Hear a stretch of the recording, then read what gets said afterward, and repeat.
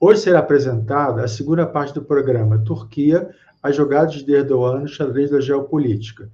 Na primeira parte, foram discutidos a questão curda, se o golpe de 2016 foi uma armação do Erdogan para justificar a repressão que se seguiu, a visão do movimento Hizmet para um Islã democrático e a interferência do Estado na religião.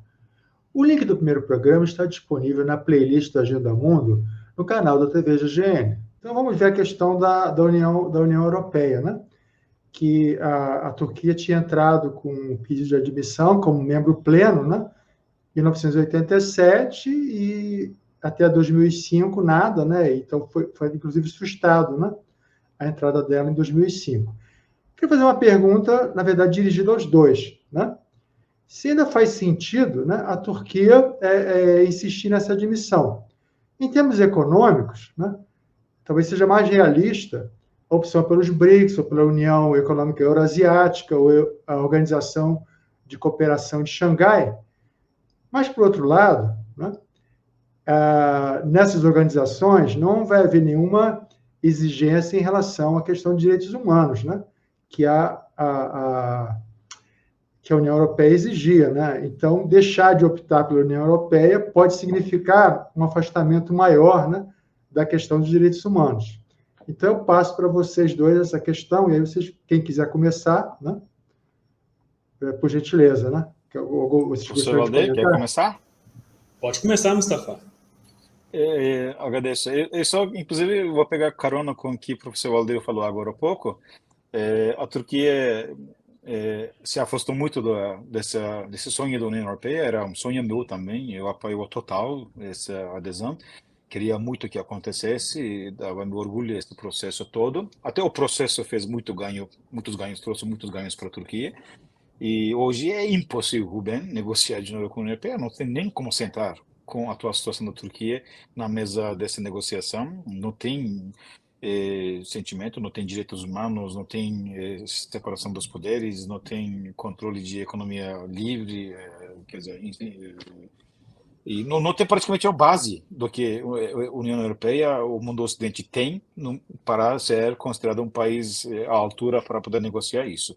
A União Europeia justamente existe não é por ser simplesmente um acordo comercial, ele tem N fatores, né? E infelizmente a Turquia está muito distante dessa possibilidade e, inclusive, é impossível a Turquia fazer parte se não fazer uma guinada, uma mudança praticamente 100% da situação atual. E ele mesmo diz que a União Xangai existe para nós. Ele comenta de uma união nova dos povos turcos e você comenta de alguns outros grupos asiáticos, etc. E nenhum deles existe esses outros critérios. Um dos critérios deles justamente é comércio, uma força contra a União Europeia, contra os Estados Unidos, praticamente é isso. E nisso eles não são fracos, né? Rússia e China são dois principais fatores, até Irã se junta a isso. Então, a Turquia, se juntando a eles, diz que economicamente nós vamos ter nenhum problema. Até mais facilidade, porque desses países tem muito dinheiro sujo entrando, lavagem de dinheiro acontecendo, quase fronteiras para N coisas não existem, né? Vários tipos de comércios. Não tem valores comerciais éticos que normalmente os países do Ocidente estabelecem, né? Praticam, infelizmente. Está muito mais fácil fazer parte dos acordos desse tipo do que com a União Europeia. Por isso, Erdogan mudou de ramo, literalmente, para esse lado de cá. Por isso afastou-se tanto desses valores, praticamente impossibilitando. E com a União Europeia, Erdogan consegue. Eu sempre chamei, amigos, a posição da Turquia geograficamente como estratégica. Eu disse décadas, né? No meio dos dois mundos, entre o Oriente e o Ocidente, entre história e modernidade, praticamente realmente muito estratégica. Muitas coisas dependem da Turquia naquela região, inclusive entre dois mundos, né? Ásia e Europa, dividindo o Ocidente e o Oriente. A Turquia está no meio, literalmente no meio. Istambul, né, divide os dois continentes, né? É uma cidade que fica em dois continentes diferentes, uma cidade única. E essa base militar do americano no Incirlik, próximo de todo o Oriente Médio, né, etc. Esta posição estratégica poderia ir, por um tempo, se tornou algo muito útil para a Turquia, né? A Turquia conseguiu se aproveitar dessa posição e, geograficamente, parecia poder ser, justamente na região, né? Ser um país realmente significante. Mas hoje eu digo muito complicado a região da Turquia. Erdogan está tendo outro tipo de vantagem. dessa vez de refugiados, né? A Turquia tem hoje o maior número de refugiados do mundo, mais de 4 milhões, nem sabemos mais o número exato de refugiados. E não é da Síria agora mais, tem agora do Afeganistão, do Paquistão, do Irã. Entra na Turquia direto, sem nenhum controle, sem nenhuma análise, e muitas vezes com a ambição de Erdogan de novo ter mais um pouquinho de voto e mais uma negociação com a Europa, porque ele já chegou a dizer que vou abrir portas, para de criticar. Ele fala dos refugiados na Turquia como se fosse um acúmulo de sujeira que, se abre porta um pouco, vai invadir esse sujeiro a Europa. Com esse estilo de fala, ele fala.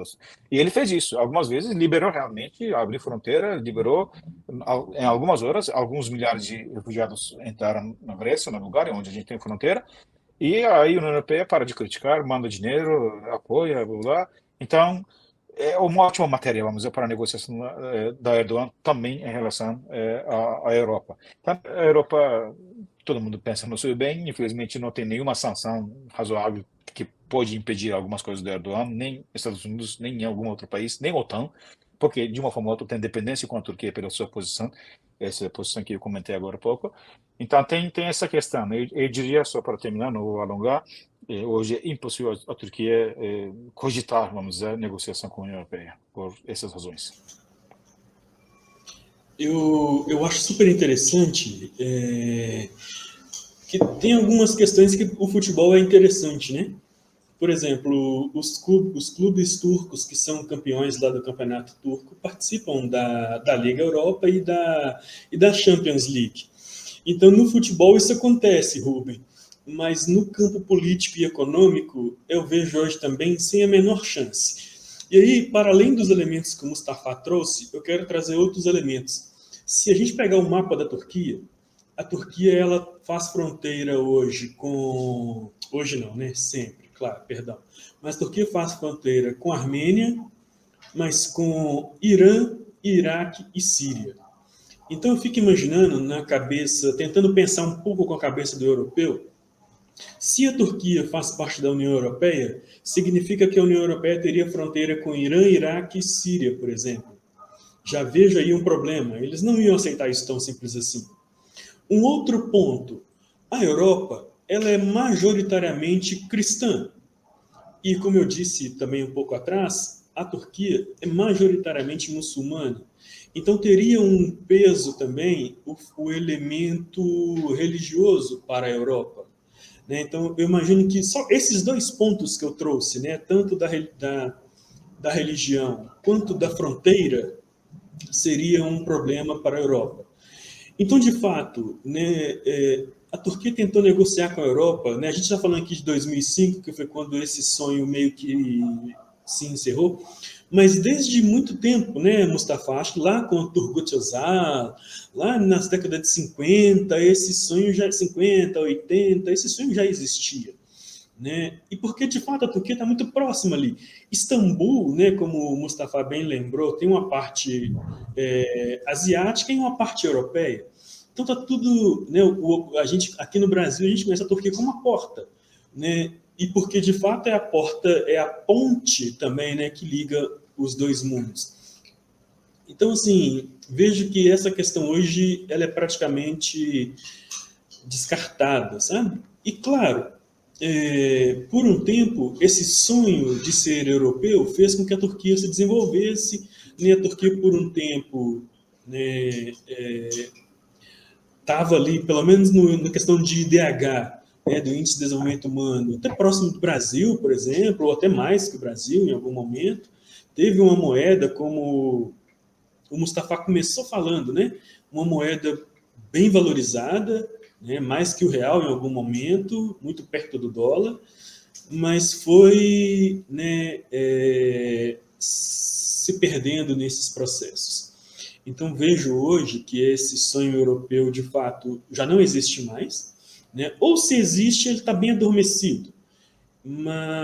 E por isso essa mudança, né, geopolítica do Erdogan. E o Erdogan, no começo do governo, teve uma figura importante. Aí o Mustafa depois me ajuda se eu pronunciar o nome errado, mas era o professor Ahmet Davutoglu. E o Ahmet Davutoglu era um professor de Relações Internacionais, então ele foi, por um momento, um assessor de assuntos internacionais, depois ele virou primeiro-ministro, ministro das Relações Exteriores. Então, o Armentes Davutoglu era uma pessoa chave nessa virada que o Erdogan fez para o Oriente. Né? Então, agora vamos olhar para o Oriente. Né? Não, o Ocidente / Europa. Né? A Europa não nos cabe, é hora de tentar ser talvez um pouco da jogada que o Lula fez aqui no Brasil. Né? Nós tivemos no governo Fernando Henrique uma ideia de que o Brasil era o último dos primeiros. Então, o Brasil estava ali muito coligado com os Estados Unidos, com a Europa, etc. O que o Lula faz? Vamos ser o primeiro dos últimos. Então, vamos estar mais próximo de África, de Oriente Médio, de Ásia, etc. Então, uma similaridade, a gente poderia dizer disso no governo Erdogan. Não dá para a gente entrar na Europa, mas vamos tentar nos aproximar agora dos países turcos. E aí ele começa a olhar para os países turcos, né, de uma maneira diferente, Azerbaijão, Uzbequistão, etc. E começa a se voltar para o próprio Oriente Médio, tentando resgatar essa ideia de uma liderança regional que nós já comentamos aqui hoje também. Então, essa virada de chave aí do Erdogan, eu penso que tem muito, né, da influência do Davutoglu, mas que também depois acabou se afastando, né? O Davutoglu sai do governo e se afasta um pouco do Erdogan. Não sei como é que está essa figura eu vejo alguns eventos que o Davutoglu participa, mas eu não sei como é que ele está hoje politicamente dentro da Turquia. Mas é isso, sabe, Rubem? Acho que esse sonho europeu, né, a gente volta aqui para brincar com o futebol. No futebol passa, mas politicamente e economicamente isso não vai passar. E só para finalizar, né, talvez de repente o Mustafa quer falar mais alguma coisa, mas essa questão da Turquia ser uma espécie de barreira para a Europa é muito importante. Né? Eu lembro que em 2015 a Turquia recebeu muito dinheiro para parar, principalmente iraquianos e sírios ali na fronteira.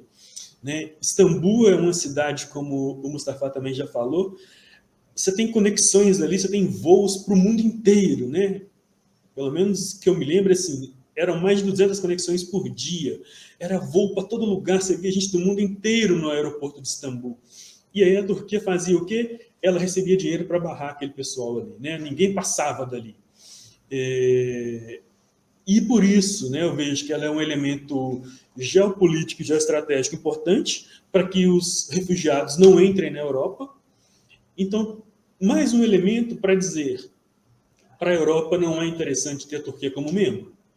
É interessante ter a Turquia como um aliado ali, que você controla em alguma medida, que você investe dinheiro, mas para que ela funcione como essa parede, né?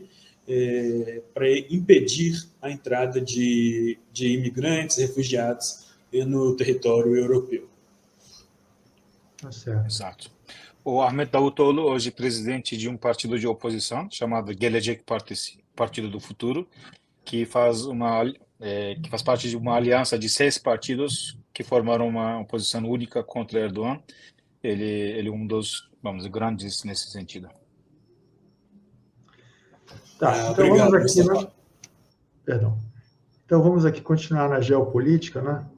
Chegando para o conflito na Ucrânia, né? Então, embora a Turquia ela faça parte da OTAN, ela tem desempenhado uma política relativamente independente em relação a esse conflito. A Turquia forneceu armas para a Ucrânia, inclusive os drones Bayraktar, mas, por outro lado, o Erdogan recusou-se a implementar as sanções impostas pelo Ocidente contra a Rússia. A Turquia ganhou maior status internacional por ter mediado a questão da exportação dos grãos ucranianos e também por ter ajudado nas negociações das trocas de prisioneiros entre Rússia e Ucrânia.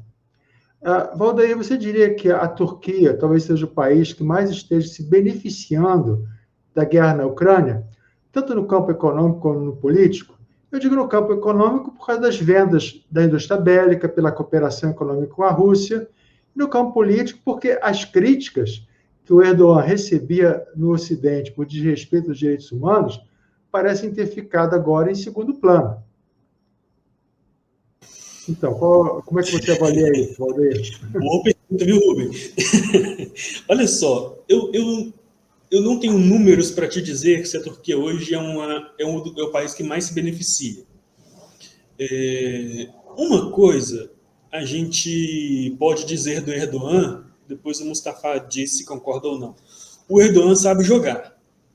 Ele pode ter lá os interesses dele, como, né, nós já falamos do neo-otomanismo, mas ele sabe jogar, ele sabe mexer no tabuleiro.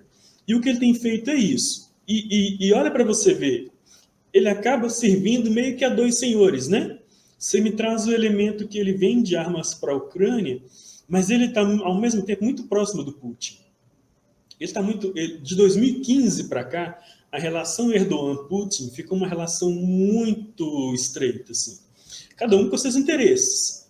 A Rússia precisa vender gás, a Turquia é o lugar onde passa o gasoduto, então, e aí cada um joga com as cartas que tem na mesa. Né? Para o Erdogan é interessante? É. Para a Rússia é interessante? É. Por que a questão geopolítica é fundamental? Porque a Rússia está isolada lá em cima, nos mares gelados. Então a Rússia precisa de uma saída, que são os mares quentes. Então, por isso a briga com a Ucrânia, porque a Ucrânia, quando tenta fechar o acesso russo, né, ela acaba impedindo uma saída pelo mar, e a aproximação com a Turquia, porque eu tenho ali Istambul, né? Istambul é a chave de tudo. Eu tenho ali os dois estreitos, Bósforo e o Dardanelos, que funcionam também como uma passagem interessante para a Rússia. Então, veja, a Turquia é útil para a Rússia do ponto de vista comercial, do ponto de vista geopolítico. A Turquia é útil para os Estados Unidos porque os norte-americanos, os estadunidenses têm várias bases dentro da Turquia, principalmente, né, depois o Mustafa me ajuda a lembrar o nome, mas Cyrillic, não esqueci o nome agora correto da cidade. Então, veja, a Turquia hoje é o que mais ganha? Não sei, mas que ela tem alguns benefícios, com certeza ela tem, sabe, o Rubem? Então, ela consegue... E aí voltamos, inclusive, lá em 2015, quando havia uma alegação de que a Turquia vendia armas para o Estado Islâmico. Né? Então, a Turquia, naquele 2015, combatia o PKK. 2015, o conflito com o PKK foi muito intenso dentro da Turquia, e aí, por isso, inclusive, o Erdogan usa os velórios públicos que eu falei como uma campanha, como elemento político, né, e tal. Então, em 2015, nós tivemos muito conflito entre Turquia e PKK, e aí a grande crítica é: ataca-se o PKK e vende armas para o Estado Islâmico, né? A própria Rússia tem algumas matérias na internet em que a Rússia filmava caminhões atravessando toda a Turquia, né? Descia aviões em Ankara e atravessava boa parte do território turco para chegar na fronteira com a Síria com armas para o Estado Islâmico, né? A Rússia acusou a Turquia disso. Em um dos eventos da ONU, o Putin chegou a falar que alguns países do G20, e aí ele apontava, não diretamente, mas indiretamente, para a Turquia e Estados Unidos, estavam financiando o Estado Islâmico naquele tempo. Então, voltando para a sua pergunta, Rubem, eu, de fato, não sei dizer se a Turquia é o país que mais ganha, mas ela joga bem bem não, né? Mas o Erdogan tem jogado nesse tabuleiro aí, agradando em alguma medida a Ucrânia com vendas, porque aí é pragmatismo, é comércio, né? E também numa ligação bem forte com a Rússia, também do ponto de vista pragmático, também pensando na questão comercial, né? Então, e claro, quando você tem um aliado como a Rússia, do ponto de vista comercial, você acaba usando a Rússia com outros interesses, né?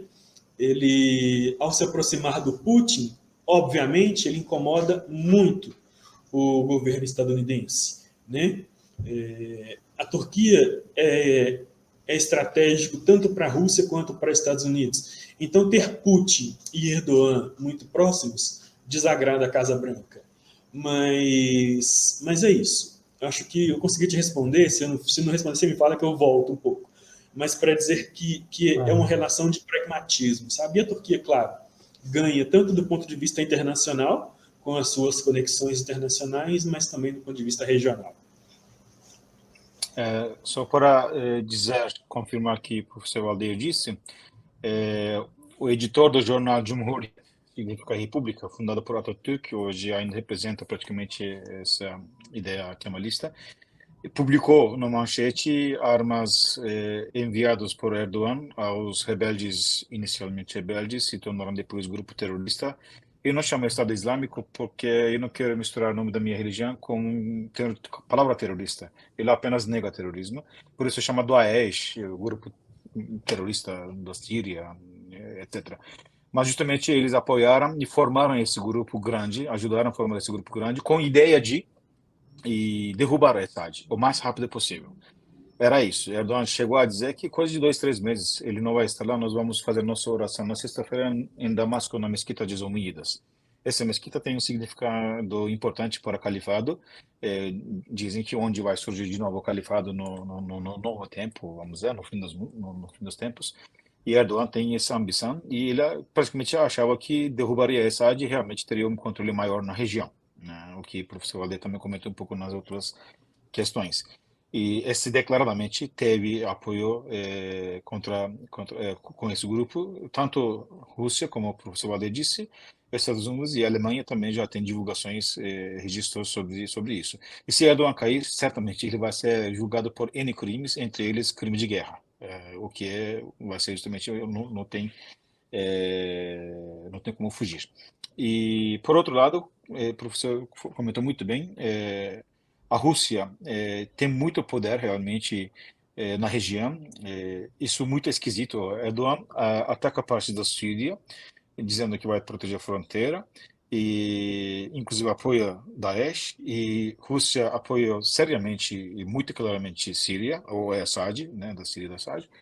E como isso pode coincidir? E Erdogan vende esses drones Bayraktar, aliás, Bayraktar é genro de Erdogan, portanto seria a empresa de Erdogan que vende esses drones para a Ucrânia, e drones eficientes, sim, mas também tem essa relação com Putin, porque ele cede muito, ele tem que ceder para manter essa relação com Putin. E Putin um pouquinho depende pela posição da Turquia, sim, realmente, por causa do também Mar Negro, o único acesso da Rússia para a Europa através dos navios é pelo Mar Negro, pelo Estreito de Bósforo, Estreito de Dardanelos, que passa pela Turquia.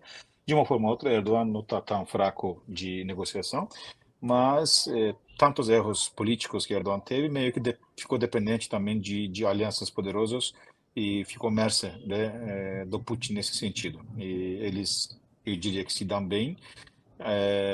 Por isso Erdogan, inclusive, um dos países que não tomou posição. Vários países tomaram posição quase de imediato, né, contra o ataque Rússia contra a Ucrânia. Ele sempre tentou aparecer como conciliador. Ele tentou aproveitar a situação, logicamente, também para ganhar crédito como um político, mas também por não poder criticar o Putin, a Rússia, claramente nesse sentido. E eu diria também hipocrisia da Europa e dos Estados Unidos, e por depender tanto da Turquia em questão de OTAN, eles não conseguem fazer nenhuma sanção, nenhuma crítica um pouco mais pesada contra a Turquia, acabaram levando isso adiante como der, vamos dizer, como está dando, lidando de uma forma que não prejudica ninguém. Agora, isso sobre os estreitos, né? A Turquia ela proibiu a passagem de navios de guerra. Isso afetou tanto a Rússia quanto também a marinha dos países da OTAN, né? Então, nenhum dos dois pode... Ela fez uso de um tratado aí, que eu não lembro o nome, né? Que aí impede a passagem dos navios de guerra, né? Bom, que mostra, pelo menos, novamente, uma equidistância, né? Que afetou um lado e o outro, né? Mas aí vamos agora a mudar o assunto, né? E tratar da questão, que é um tema também que é crítico no momento, que é a questão da exploração de gás no Mediterrâneo Oriental. A Turquia não aceita ter sido excluída dos contratos de exploração dos depósitos de gás situados próximos da costa de Chipre, né? Em 2020, Grécia e Turquia estiveram à beira de um confronto militar quando a Turquia enviou um navio para explorar petróleo e gás. A Turquia só recuou quando a União Europeia ameaçou com sanções econômicas. Agora, em agosto, a Turquia voltou a enviar um navio sonda para explorar o gás naquela região. O Erdogan declarou que não necessita de consentimento ou permissão por se tratar de território soberano turco. Aí, Mustafa, eu queria perguntar a você se o povo turco está coeso a favor das pretensões da Turquia de exploração de gás nessa região do Mediterrâneo Oriental. Isso lembrando, né, que as pretensões da Turquia se fundamentam na ocupação do norte do Chipre, em 1974, né, que não foi reconhecida pela ONU. A ocupação ela se deu em função, foi uma resposta, né, ao golpe, a um golpe no Chipre, apoiado pela junta militar grega. Né? Então, nesse caso, esse interesse de exploração une o povo turco, explorar o gás do Mediterrâneo Oriental? Nesse sentido, acho que sim, não teria tanto opinião diversa ou contra, até porque desde que não sejam motivos para criar conflitos, para fazer isso apenas para criar mais confusões e mais caos, para distrair a atenção de problemas internos que a Turquia tem, porque isso também acontece. A Turquia chegou a invadir a Síria algumas vezes para só distrair um assunto complicado que a Turquia estava tendo, um ataque, uma bomba que tinha, invadiu. Perdemos muitos militares, infelizmente, por essas jogadas que fizeram. Então, tem esse tipo de coisa. Desde que não seja por essas razões, realmente, e que sejam para procurar gás, procurar petróleo, etc., se tem direito pelas leis internacionais que a Turquia assinou, faz parte.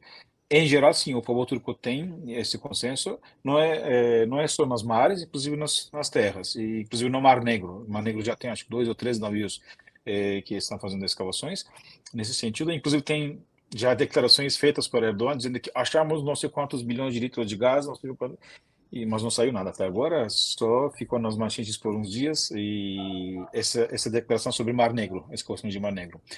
E inclusive diria também que uma grande parte do povo acha que tem regras assinadas, cláusulas na lei de Lausanne, que a Turquia assinou e formou a República da Turquia atual, e que proíbe a Turquia tirar minerais, gás, petróleo, procurar essas coisas por 100 anos.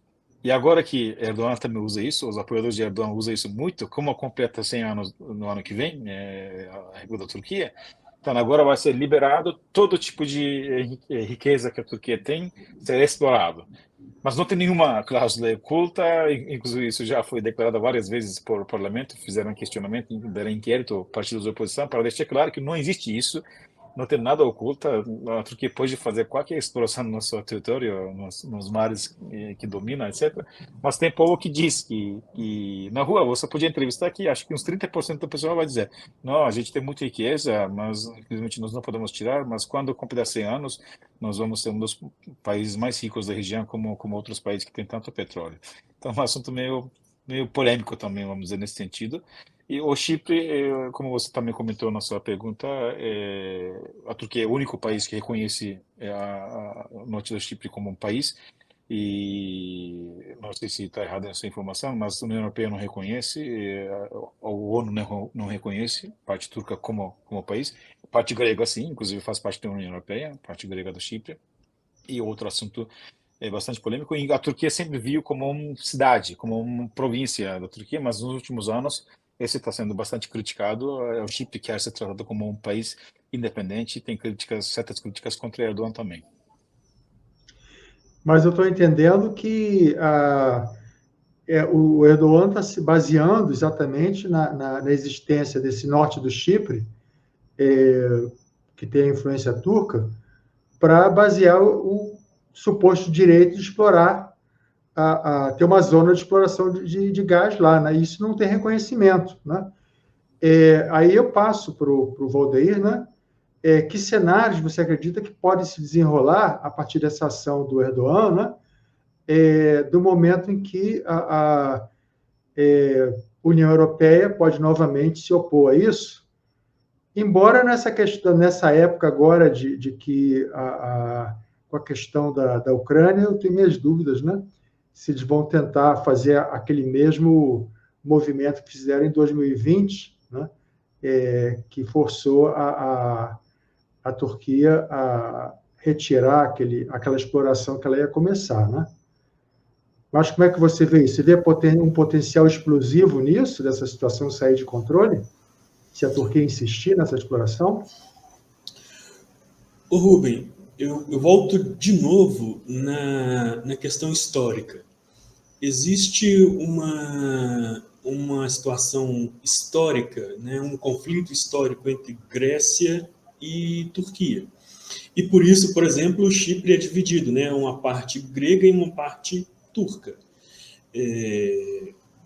Esse ponto histórico ele é importante para entender que tiveram alguns processos de negociação, né, para a Turquia fazer essa exploração, mas tem uma certa oposição do Chipre, a parte grega, e da própria Grécia.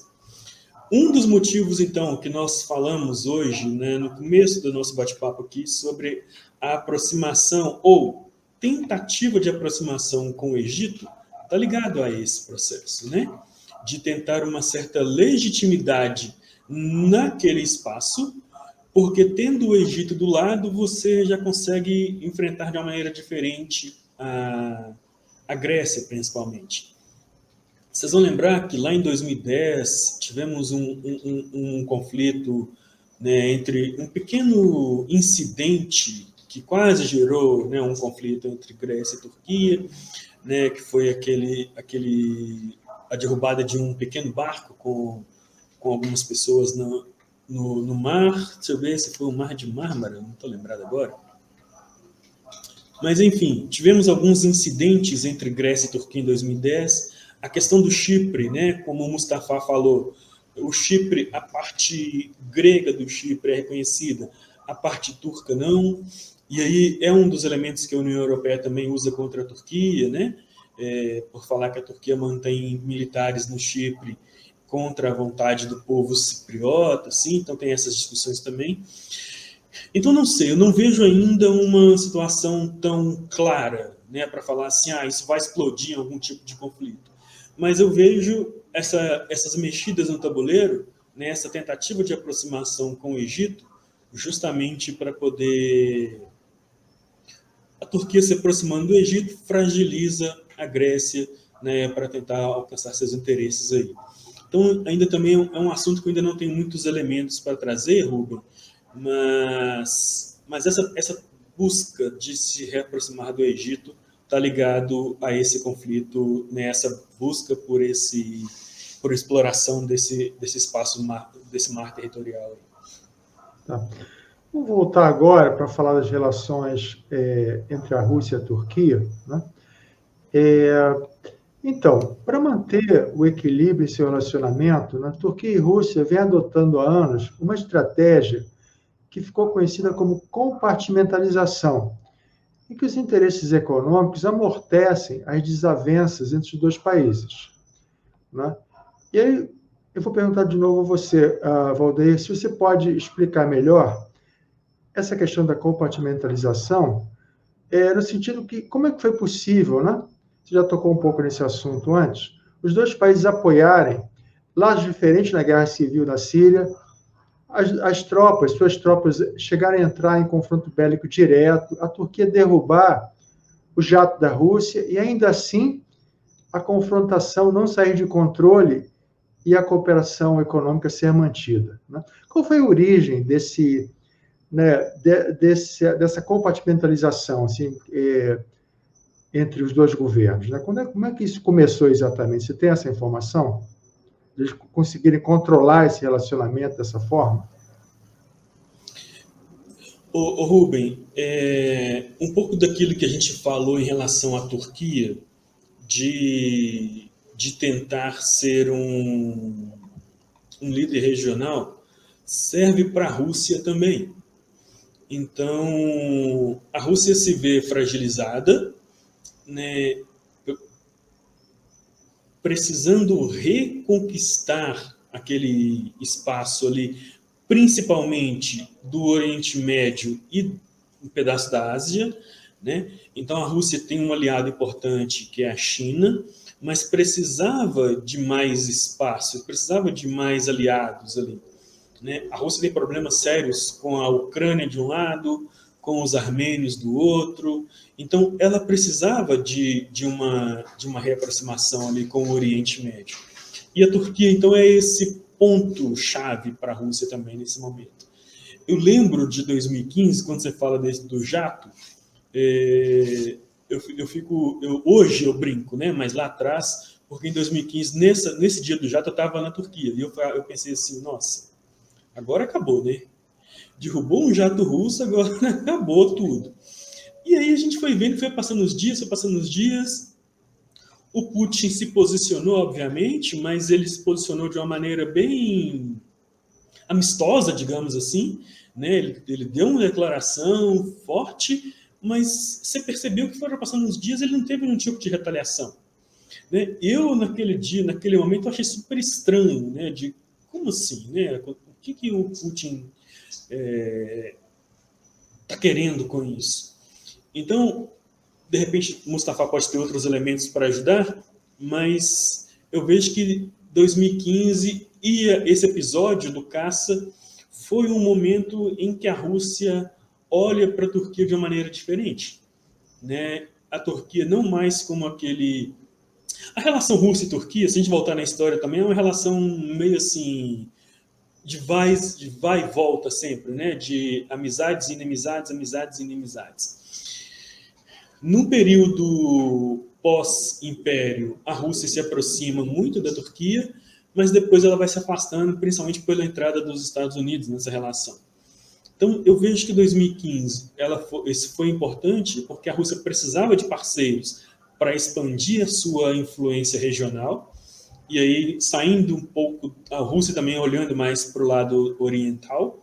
Então, tem um aspecto de liderança regional que a Rússia busca, né? Como o Mustafa falou, a Rússia é de fato um país poderoso, mas era importante conquistar mais aliados ali.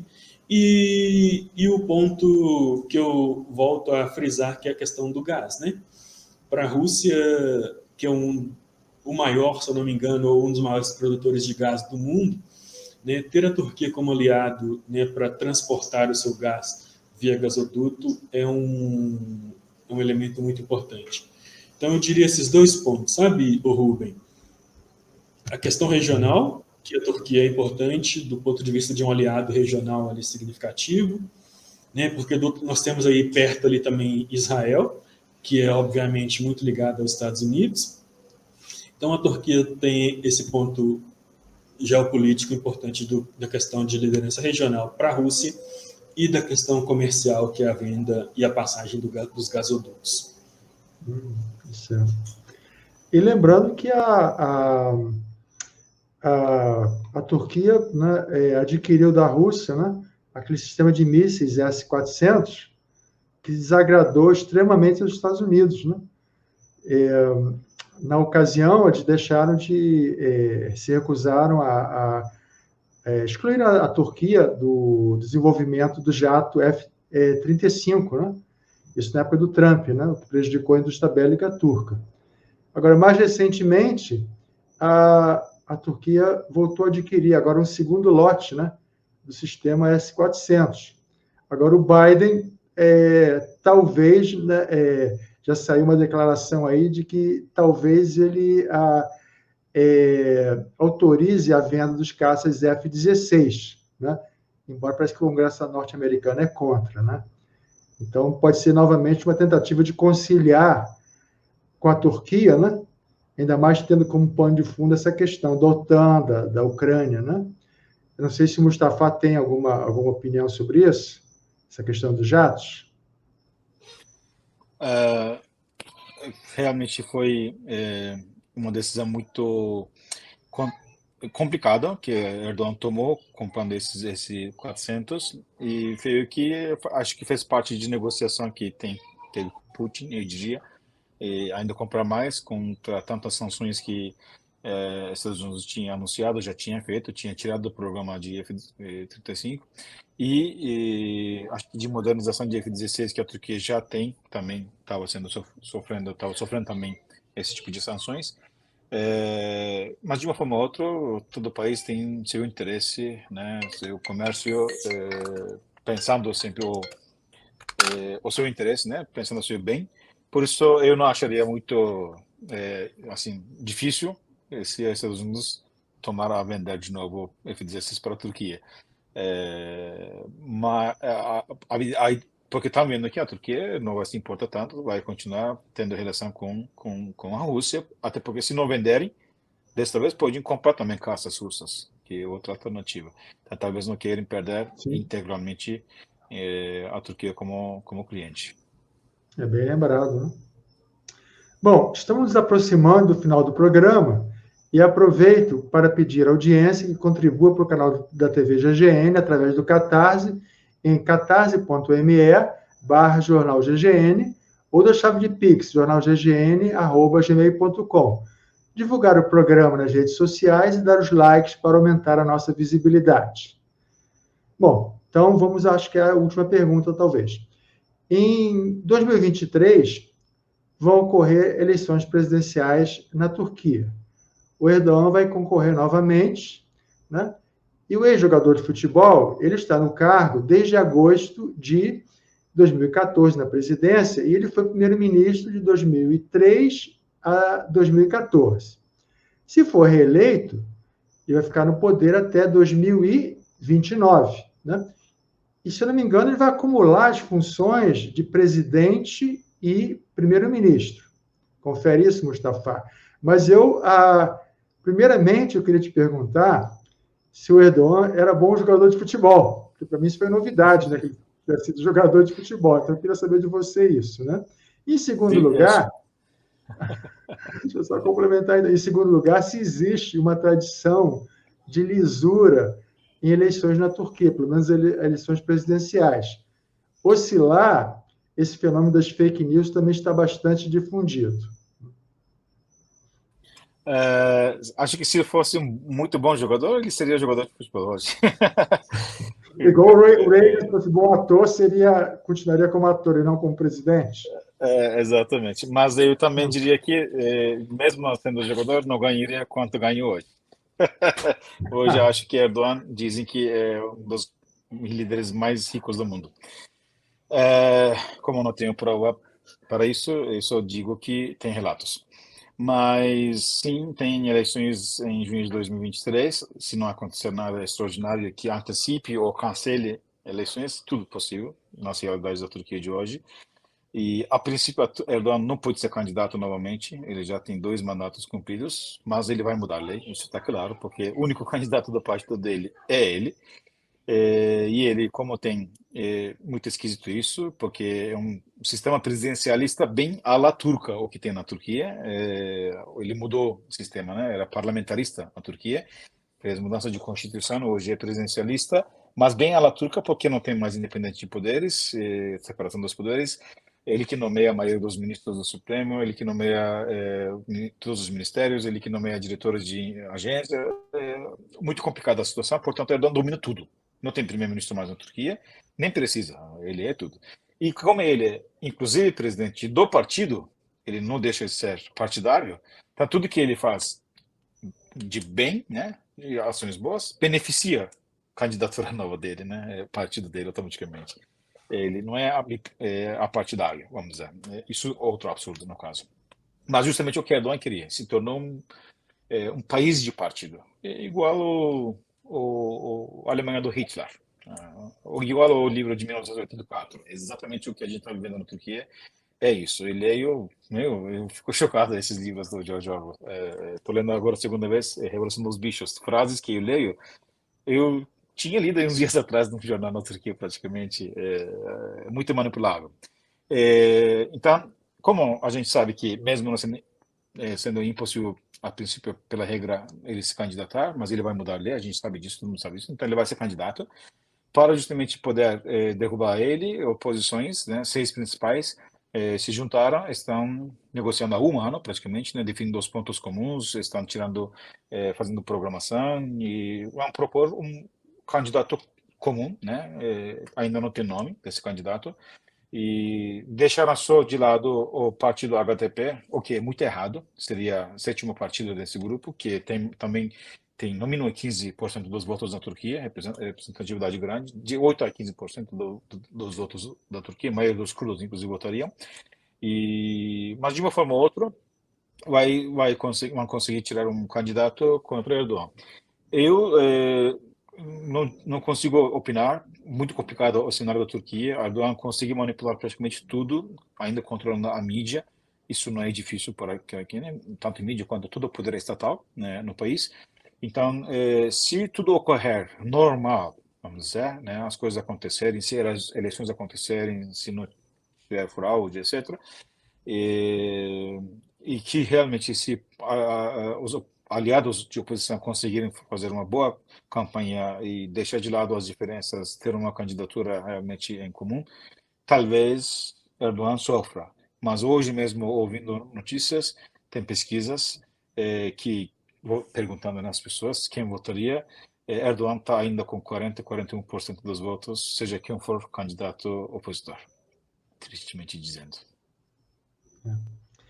Bom, Valdeir, você acredita que possa haver alguma tentativa do Ocidente de tentar interferir nessas eleições, para tentar favorecer o outro candidato, já que o Erdogan, né, ele já não é tão confiável, né, ou nada confiável, né, como aliado?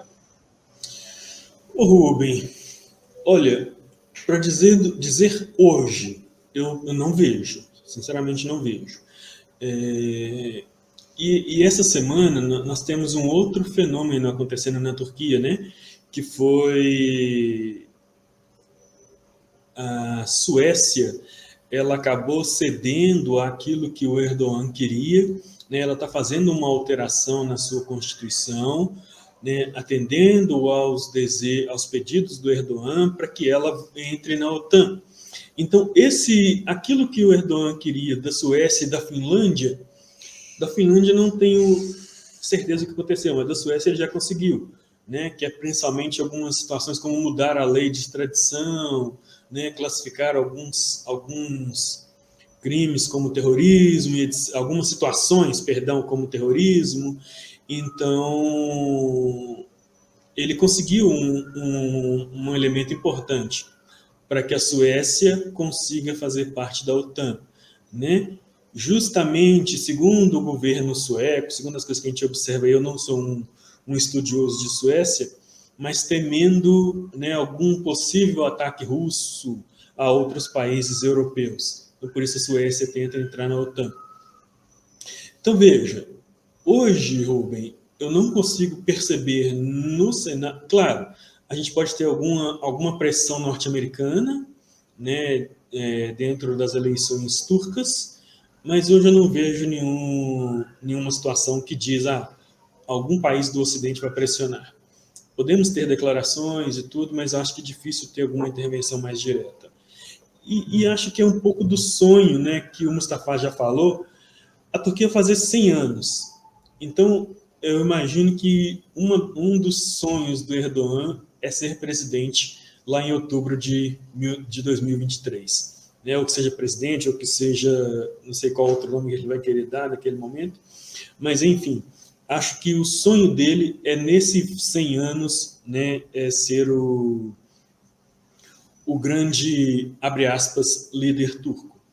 E aí, quando o Mustafa fala dessa questão de que ainda tem algumas pessoas que votam no Erdogan, eu tenho uma percepção, e que alguns outros teóricos falam disso, né? Que algumas pessoas na Turquia, não toda a população, obviamente, mas ainda existe um desejo de um grande líder, né? E de alguma maneira, controversa ou não, o Erdogan, hoje, ele ainda simboliza esse grande líder. Mesmo que seja para uma parcela aí de 40%, que não é a maioria da população. Mas ele ainda representa essa figura do grande líder. O Atatürk, que o Mustafa já contou um pouco da história, mesmo tendo feito as reformas, né, mais para o lado laico, mesmo abandonando e tentando colocar a religião num terceiro ou quarto plano, se podemos dizer assim, o Atatürk ainda é considerado por muitos turcos como um grande herói, né? Então, talvez essa figura mítica, né, que o Erdogan tenta resgatar, para algumas pessoas ainda faz sentido. Então, talvez o elemento mítico, o grande líder, ainda possa fazer dele, né, trazer para ele benefícios como essa reeleição, por exemplo. Tá certo.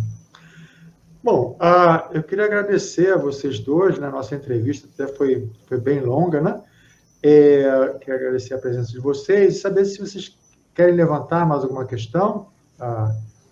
Mustafa, você queria falar mais algum assunto antes de encerrar? Eu que agradeço o convite, Rubem, foi um grande prazer participar, ainda com o professor Valdeiro, um experiente estudioso desses assuntos, foi uma honra, muito obrigado, uma boa noite a todos. Eu que agradeço a você. E Valdeir, você quer fazer algum comentário? Não, Rubem, estou satisfeito também, já conversamos bem, já falamos de vários assuntos.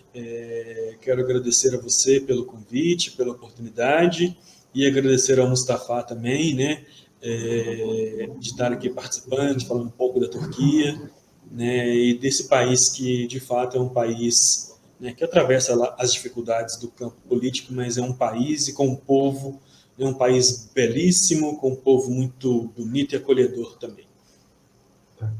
Então, me despeço da audiência e até o próximo programa do Agenda Mundo.